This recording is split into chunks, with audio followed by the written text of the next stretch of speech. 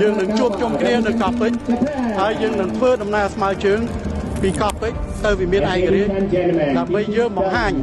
ឆន្ទៈទឹកចិត្តស្មារតីក្នុងការគ្រប់គ្រងរាជរដ្ឋាភិបាលរបស់យើងក្នុងជំហរដោះស្រាយបញ្ហាដោយសន្តិវិធីដើម្បីការពារភាពត្រឹមត្រូវនិងបូរណភាពទឹកដីរបស់ប្រជាជាតិអាចារ្យកម្ពុជានិងប្រជាជនកម្ពុជារបស់យើងនៅគ្រប់ជ្រុងជ្រោយនៃដែនដីកម្ពុជាទឹកដីដ៏ស័ក្តិសិទ្ធិដែលបុព្វបុរសបានការពារទុកជូនដល់កូនចៅជំនាន់ក្រោយយើងតែងតែឮសំឡេងមួយគឺសំឡេងនៃការរួបរวมគ្នាក្នុងជាតិសាសន៍មួយ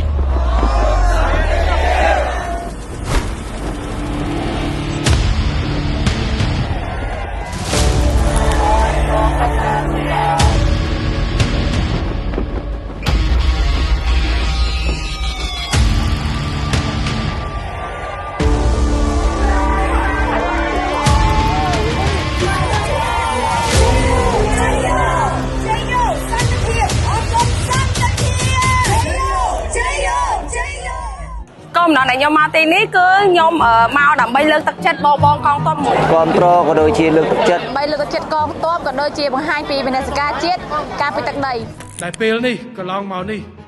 ចាប់ពីថ្ងៃទី28មកបានបង្ហាញនៅស្មារតីជាតិនិយមស្មារតីស្នេហាជាតិពិតប្រាកដក្នុងការរួមគ្នាជាធ្លុងមួយទាំងអ្នកនៅក្នុងប្រទេសនិងនៅក្រៅប្រទេសដើម្បីផ្ដល់កម្លាំងចិត្តទៅដល់កងទ័ពជួរមុខរបស់យើងមើលឃើញតែខ្មែរតែមួយនៅស្មារតីរួមរំជាតិតែមួយ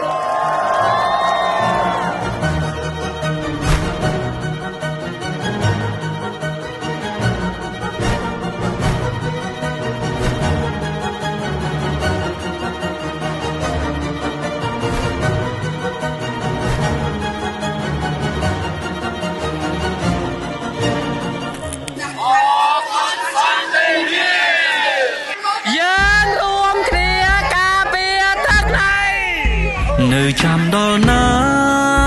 អោខែមរាអើយវេលានេះហើ